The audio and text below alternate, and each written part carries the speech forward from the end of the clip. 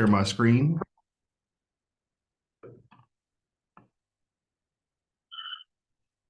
1 second. There we go.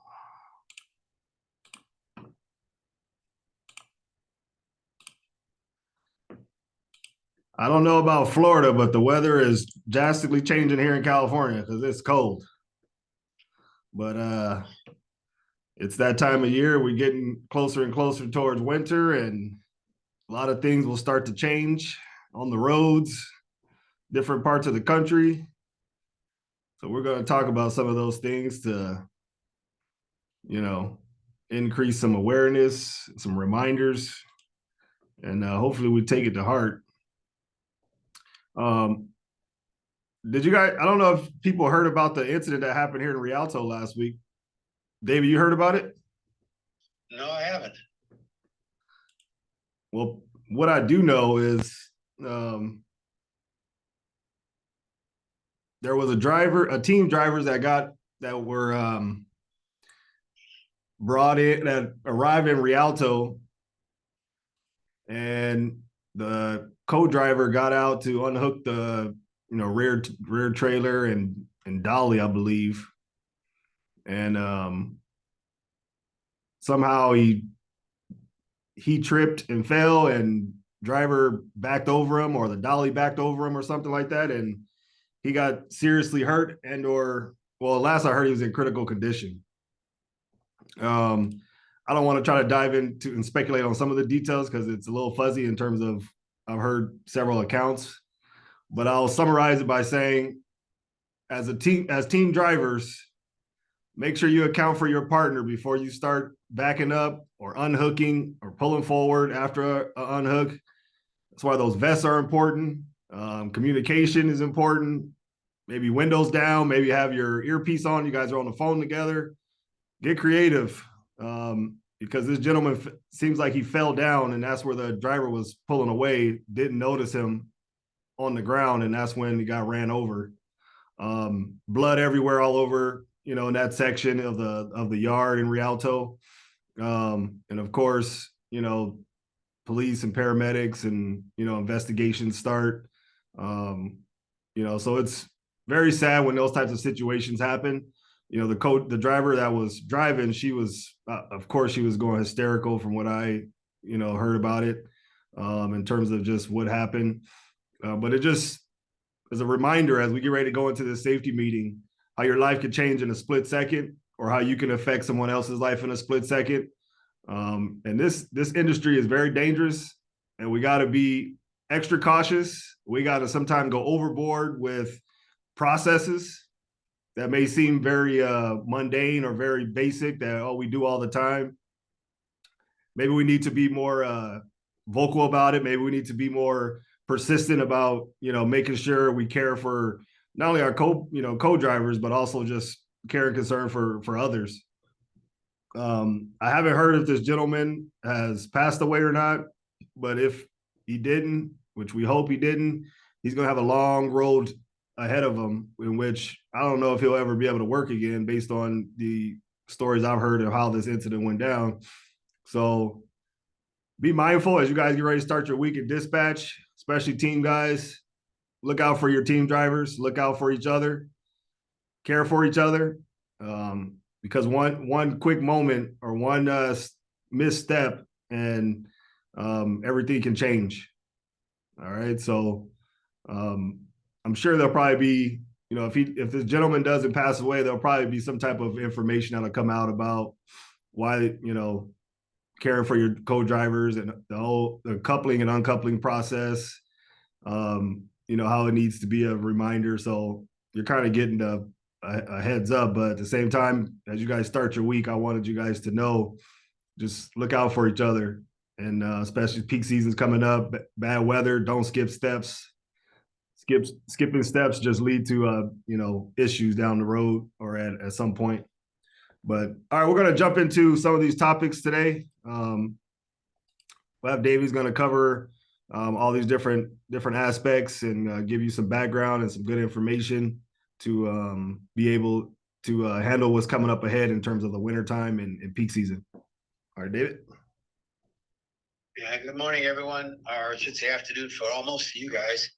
I want to do one more thing, add on to what Aaron just said, and that is accidents are usually preventable, and it's one little tiny thing that you skip or you don't pay attention to, or that is becomes so routine that you don't even think about it, that causes the problem. Okay, that's why we say distractions are a big issue. Any little thing can be distracting. You constantly have to pay attention. This is not one of those simple jobs that you just sit back and point the steering wheel and relax. No, it is always paying attention to what's going on around you. And like I said, the little things that you don't pay attention to that aren't really in your conscious all the time has to become conscious in your brain. I had not heard about this incident before, but I know that you don't move until you see your co-driver, period. You don't move until you know where he is. One of the reasons that FedEx has made it a thing to wear a vest is because there have been a couple of people besides this one person who've been run over. The other two were fatalities because one was at night and one was a guard that was not wearing a vest and just in a hurry and not thinking and just not paying attention, and they were both killed. So pay attention to those little things. Pay attention to what you're doing. Always. No distractions.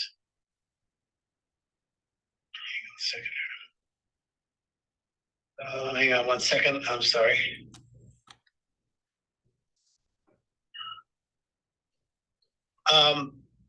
Weather's changing, and I think Denver, from what I hear, Denver's already had their first snow, which is not unusual for that area.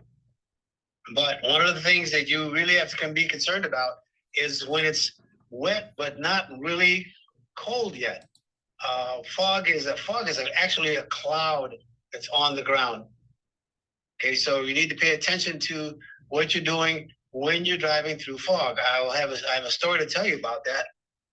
I had a new driver that I was going to Texas with, and I was in the sleeper, and he was driving, and it was very, very, all of a sudden the road became very quiet.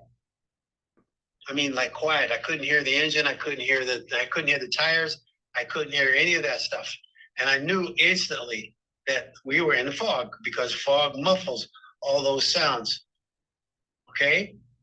So I opened the screen and here, now this is in the days when the speed limit was nationwide, was 55 miles an hour. So I opened the screen and here he is in a bank of fog where you could not see almost anything. And he was doing 55. And I went, whoa, no, slow down. We slowed down, and within probably 2 minutes or 3 minutes, we put the flashes on and we slowed down and tried to find the road. In about 3 minutes, there was a flashlight on the driver's side ahead of us. And I could see a flashlight just flashing back and forth. We passed the officer. There was an officer on the road with his flashlight. We didn't see him until he came to almost the front of the bumper. That was when we saw him. And we slowed down to about 5 miles an hour. Turns out that another vehicle a cattle car had turned over, had done a rollover in the back. And there were cows on the road. Now, I don't know if you know, but cows can weigh anything like 1,500 pounds. And if there's several of them, then they can do a considerable amount of damage. So that's the kind of thing. When you're in a fog, you need to increase your following distance as much as possible. And put your flashes on. Do not stop on the side of the road. And the reason for that is drivers have a tendency to follow whatever is in front of them and the lights. And if you're stopped on the side of the road, somebody's going to plow into the back of you. Okay?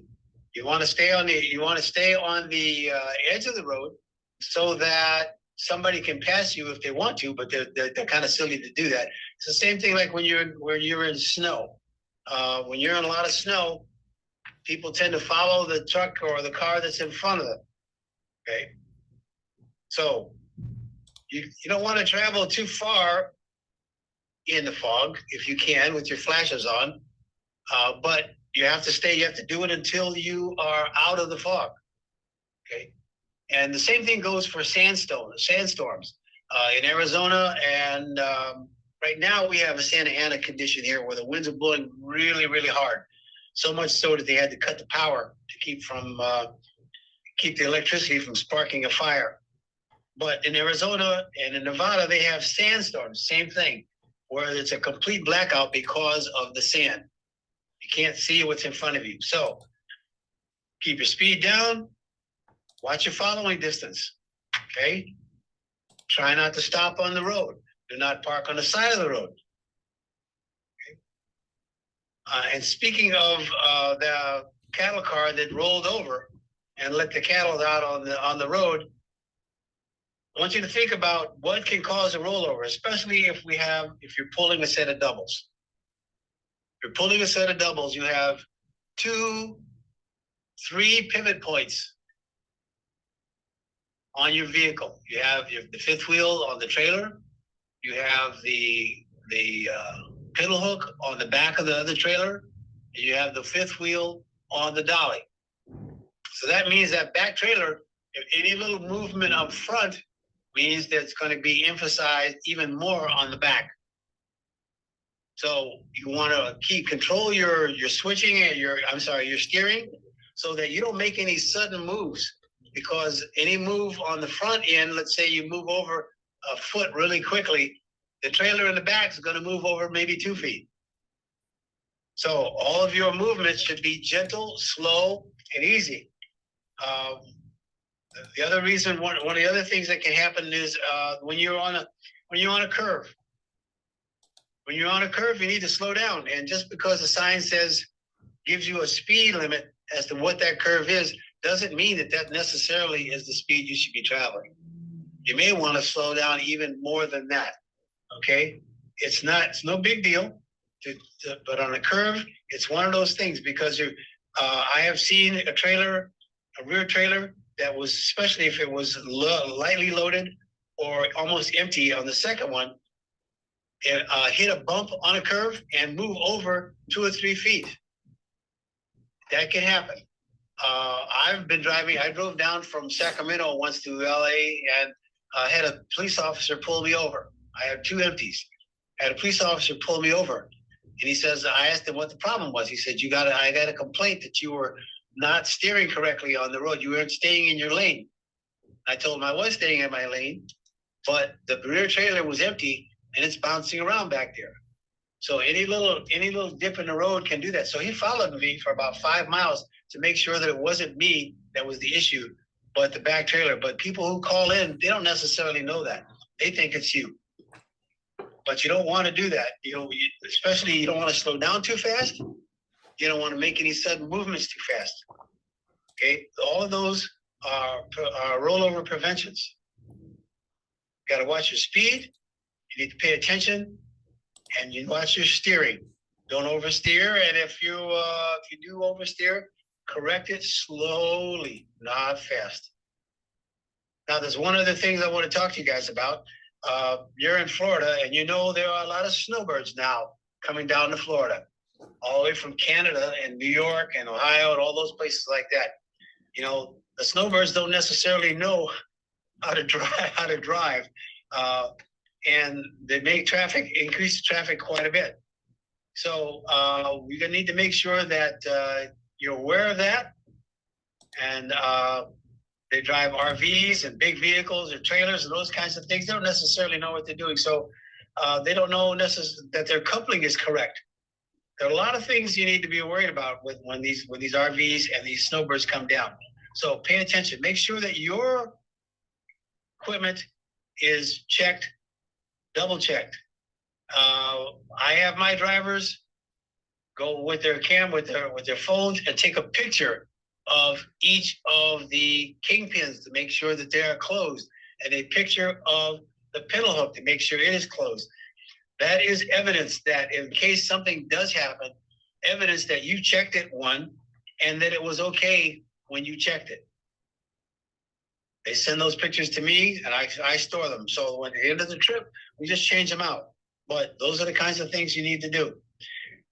Winter's coming, and you need to be prepared for your winter clothing and your food and your water and all of that. I talked about that, but you need to also make sure that your hoses are correct, because things freeze in the winter. Things get cold, freezing temperatures. There's a lot of damage that can happen. So checking your vehicle to make sure everything is okay is the ideal for winter. Like I said, Denver, I think, has already had their first snow. It's supposed to be El Nino conditions, which means that it's warmer and wetter, but in the higher elevations, wetter means more snow. Okay, any questions? If you have any questions, please unmute yourself.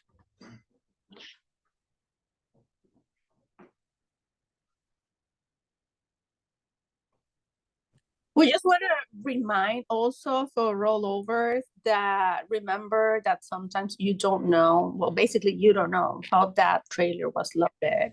So you don't know if there's more weight in one side than the other one. So when you're checking your curves, you need to consider that when you're adjusting your speed as well. Absolutely. Also, we forgot to mention about red tags and DVIRs. You want to make sure that, any equipment, and I know when years ago at FedEx, we used to always try to talk about, especially when you go hook up to empties and stuff like that. Maybe they do ask you to take a empty as your first trailer. If your first trailer you pull up to in the yard and it has defects on it, put the red tag on. If everybody does that, it will help out in terms of, the outsource companies, the maintenance companies that's on a lot of these hubs. They can fix those trailers. It also helps the next driver. But if everybody kind of, looks at it like, oh, I don't have time for that, then, then it just rolls down to everyone else. But you do have a red tag or you have defects on your own tractor, always document those things on your DVIRs. And obviously before that piece of equipment can be dispatched, that DVIR needs to be updated and or signed that it's up to par. All right. So it's very important. I talk a lot about this particular aspect with drivers here in regards to just maintenance and reporting defects. It's one of those things that's interesting because if you look at the regulation in terms of how the FMCSR and DOT then put, the responsibility for inspecting equipment is really on the driver. It says the driver of the equipment is ultimately responsible. So I always tell people, when you pull that equipment off FedEx's property, regardless of where you're going, you're pretty much saying that piece of equipment or pieces of equipment have been inspected and are up to par and they're street legal. All right. So if you skip those steps because you're in a hurry, because of weather or whatever those situations might be, you got to look at the liability that you're invoking on yourself. And it's important to understand that if there's a bad accident that occurs that results in bodily harm, especially to vehicle 2 or 3 or 4, or whatever, and or someone goes, to the hospital, if they end up getting in critical condition or if they end up passing away, and that family decides to start to sue, the thing that we're noticing now is that they're not just suing FedEx anymore. They're not just suing, the contractor anymore. They're also including the driver. And I was privy to a case a couple of years ago because I was subpoenaed on it for a deposition, and a driver was getting sued for essentially negligence, right? And that's what I want to kind of get across in this message today is that don't skip the steps with vehicle maintenance, inspections, making sure that the equipment that you take out on the road is up to par, and just taking it lightly. Because a lot of times what happens too is drivers are like, oh, I told my manager that the tires needed to be changed on this tractor or this truck. Well, you told them, but did you follow the company process and procedures? If you don't know Lugmo Corp's process and procedures for reporting vehicle defects, you should find out before you get into that tractor next. Right? If it's, however that process might be, but you should know, and then you should document when things need to be fixed and what's that process. Because if something were to happen and an attorney hires investigator to start looking at all the times you just select no defects on your tractor and everything's always good, there's never any tires changed, or you're like, oh, I'll just wait for the company's maintenance guy to check it out. That's not how it works. Because I'm not sure how it is in Florida, but here in California, technically, you're really only required to do, 4 documented inspections a year in terms of the carrier or the contractor. Like at FedEx, they ask the contractor to do an annual inspection that's documented by a mechanic and 4 90-day bid inspections. So the other 361 days out the year that vehicle gets operated, the inspections are supposed to be done by the driver. So understand, like, that's how the regulation is written. And so you can't put everything on, oh, well, the, Lugmo Corp's managers are supposed to check it. They have a mechanic that checks it every week. That's their job. It's really not. Of course, they have an interest because it's their equipment. They want it to last. They made the investment. But at the same time, the regulation puts the inspections on the drivers because you're operating in the public. So understand the personal liability as a commercial driver operating on commercial freeways, interstates, going across country. The stakes are high. And if you skip steps and they can prove negligence, it's going to be a very hard situation for you to get out of. And these attorneys, they go after everything that you own. If you own homes and cars and whatever, they're going to try to take it for pain and suffering for that family. So please, as we started this meeting, do not skip steps, because it can cost someone his life, and then it can turn your life upside down trying to live with the future after that incident. All right, Zian, you guys have any updates you want to go over? Yes. About the red text and all that, can we trying to follow up with it, that you guys can when you do the red tag, can you take it to the office and also take pictures of the red tags and the damage or the defect it had? That way we can have proof with it. And because the reason that we turn it into the office is so they can take it out of the system as not to be loaded the next time. Like David said, that way it'll follow up to the next guide.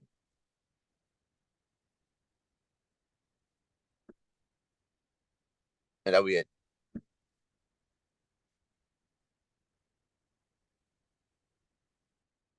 Yes, and then for the FedEx updates, like following your line of thought as well, before I go on the updates, Aaron, we do every time that a tractor comes back home, we monitor that tractor, we check that tractor, and we do a monthly maintenance inspection where we document that tractor is up to date to go on the road. But as you say, we depend also that the drivers tell us in the comments area where they write their trips.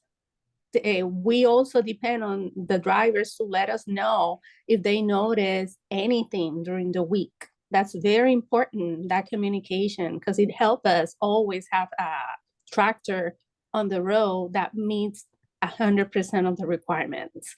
And everybody knows that we do not put tractors on the road if we think there could be an issue. We do not take safety for granted. So we really need that communication from you guys. And that's why Wilhelm also invites some of you to go and participate from that monthly inspection. So you are aware of what we are looking, on what we are doing. And that way everybody's on the same loop. So for the updates in Orlando, they are saying that it's deer rutting season. So they are inviting you to be vigilant as deers are crossing the road.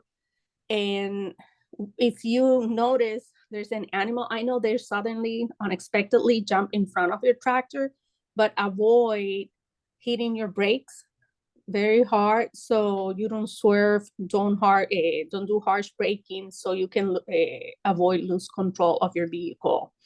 Remember to go to the shop as well if your lights are not working in the trailers, or if the ELD light is blinking. If you cannot fix that, switch the dolly and follow the steps. If you are pulling a trailer off a door, because they say there's still issues, you have to take pictures, as David says, as proof of everything you do. Even we're inviting now you guys to take pictures when you drop your dolly on the right place. Because if they say that you use a dolly and they found that dolly on the somewhere in the hub and that dolly roll, that's a preventable accident. So make sure that you cover yourself and you help us in that communication with the office, okay? Because we're together on this. Oh, basically I said that and that's the Ocala updates. Happened something in Ocala with a dolly roll, and they were looking to see who was the last person who had that dolly assigned, and they are saying that that's a preventable accident. So you don't want that on your record, okay? Remember, our recommendation is do not pull the trailer off the door, to call and set a switcher to pull that trailer. If you have to do it because there's no other choice, follow the steps. Take pictures as proof. Call the office. Take a screen picture on your device that says the door was closed. Go and take a picture of it, of the door and the garage door, okay? Happy birthday to everybody who were born in October. So, and housekeeping reminder, it's like, it's coming, the winter is coming, it's getting more cold. I don't know what that does to the batteries, but we're inviting you guys to turn off the refrigerator and remember to turn off the lights, because somehow that kills the batteries. And also, I want to remind you, if you use only one chain in the dolly while you are moving the dolly around the hub, if you have only one chain on and someone see you, that's considered a disconnection and you can be DQ pending that you are trained. Okay, so you don't want to be DQ because then you don't make money, basically. And also remember, the shoulder, emergency shoulder, is not a safe place to stop to take your 30 minutes break. It's not a safe place for you to sleep. You need to find a rest area. Even for these meetings, we want your cognitive on what we're saying. We always invite you to go and take your 30 minutes break while you're participating of this meeting, okay? 401k for people who are a year or more, the window is opening. Your intention, you can set it now. If you want to make changes as well, everything has to be before December 15. So I have time to work with the company and they can communicate with you ahead of time. Okay, so do not ask after December 15 because the timeline will be over. Any change before December 15, you want to enroll before December 15, please let me know. The insurance, remember that you qualify after 90 days. Let me know as well. I know we're going to change company because Humana is no longer accepting small companies. They are just doing people with Medicare. So we're looking, what are we going to have? And a friendly reminder that time off requested ended on the end of September. It's supposed that peak season start. We want to be ready for peak season. As Aaron and David says, be vigilant. Do not rush. Do not skip steps. And we are going to send the calendar for next year on January, okay? So thank you again for all you do. And thank you for a safe month, that we have a good month so far. Thank you. All right. Thank you, everyone. We appreciate you guys joining. We look forward to talking to you guys next month. If it's after the holidays, we hope you guys have a happy Thanksgiving. Talk to you later. Thank you.